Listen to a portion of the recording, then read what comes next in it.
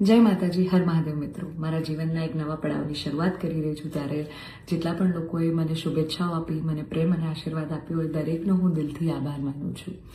રહી વાત કે મારા સગપણને લઈને છેલ્લા ઘણા સમયથી મીડિયામાં અનેક તર્ક વિતર્ક, અનેક ચર્ચાઓ ચાલી રહી છે, જેને લઈને હું અત્યાર સુધી મૌન હતી, કારણ કે વાત મારા સુધી સીમિત હતી. પણ વાત જ્યારે હવે મારા પરિવાર પર છે, મારા પિતા પર છે, ત્યારે એક દીકરી તરીકે હવે મારાથી સહન નથી થતું અને મને લાગ્યું કે હવે આજે મારે બોલવું પડશે.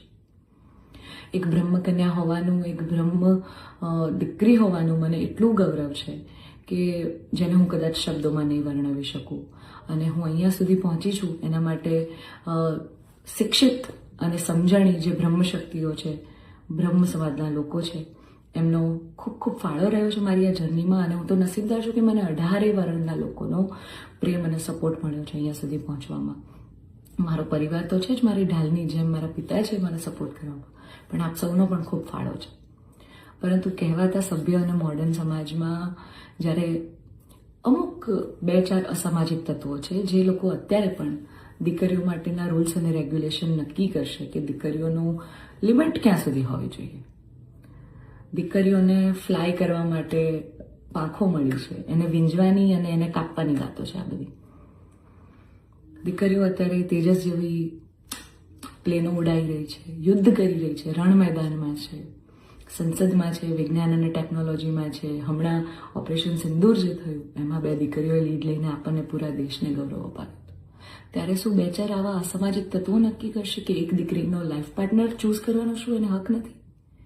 હું બહુ નસીબદાર છું કે મને એવો પરિવાર, એવા પિતા મળ્યા છે જે મારી ખુશીમાં ખુશ થાય છે અને મારા નિર્ણયને જે મેં હરખે વધાવી લીધો છે. કારણ કે ઓફકોર્સ હું એક એવા પરિવારમાં જઈ રહી છું કે જે આખો ભક્તિમય પરિવાર છે.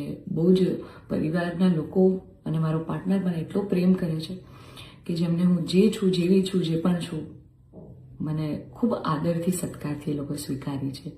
રાત દિવસ જ્યાં ગાયત્રી મંત્ર, નવકાર મંત્રના જાપ થાય છે, આવા પરિવારમાં હું જઈ રહી છું. મને ખૂબ જ ગૌરવ છે.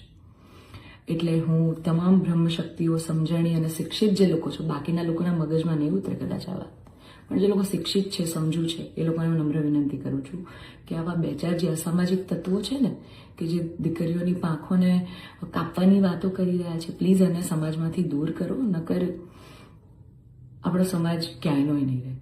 તમે દીકરીઓનું સારું જ કરવા માંગતા હોય ને તો દીકરીઓના શિક્ષણ માટે વાત કરો. નાની નાની દીકરીઓ પર જે બળાત્કાર થઈ રહ્યા છે એના માટે વાત કરો. દીકરીઓની પ્રતિભાને આગળ લાવવાની વાત કરો. ચલો, આ બધી પ્રતિભાને બધું તો મોડર્ન વસ્તુ થઈ ગઈ. હજી જૂના 18મી 17